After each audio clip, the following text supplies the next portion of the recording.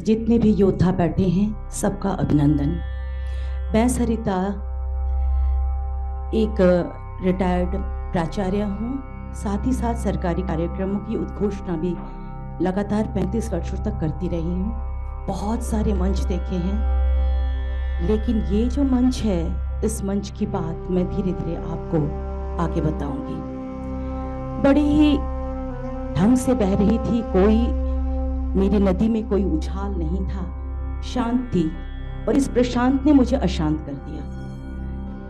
बहुत ही दुष्ट प्रवृत्ति के नजर आए जब इन्हें सुना। रिटायरमेंट के बाद अचानक कोविड आ गया और इन्हें सुनने का बार बार मौका मिला। जितनी बार सुनती थी उतना बार लगता था ये बहुत गलत है, ये आदमी गलत है, परिवार बर्बाद कर देगा। और ऐसा लग रहा था कि कहाँ क्यों आता है ये बार बार, क्योंकि फेसबुक देखती थी और कुछ आता नहीं था देखना, तो फेसबुक में बार बार वही दिखाया करता था। कहता ये आ कैसे जाता है, ये नहीं बताता कि फेसबुक मुझे बार बार दिखाता है। फिर जब उन्हें लगातार सुनती रही तो समझती रही कि मैं गलत हूँ, ये बहुत सही है।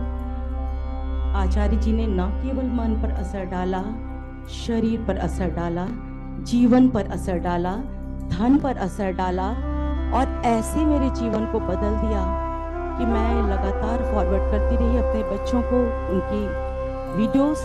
और बच्चे पहले तो इग्नोर करते थे, बंद कर देते थे, धीरे धीरे बच्चे भी उनके प्रभाव में आ गए। बहुत खुशकिस्मती मेरी कि अच्छा भजन गाता था तो कबीर गाना शुरू कर दिया। लगातार उनके भजनों को कॉपी करता रहा, गाता रहा, और बाद में उसने मुझसे आज्ञा ली कि माँ अगर तुम चाहो तो मैं ये नौकरी छोड़ दूं, गूगल की नौकरी है, पैसा बहुत है, और चला जाऊं आचार्य के पास। मैंने कहा हाँ योद्धा, ये तुम्हारी जीत है, वो तुम्हारे कृष्ण हैं और तुम उनके अर्जुन हो, तुम चले जाओ। और उसने आचार्य जी को ज्वाइन किया।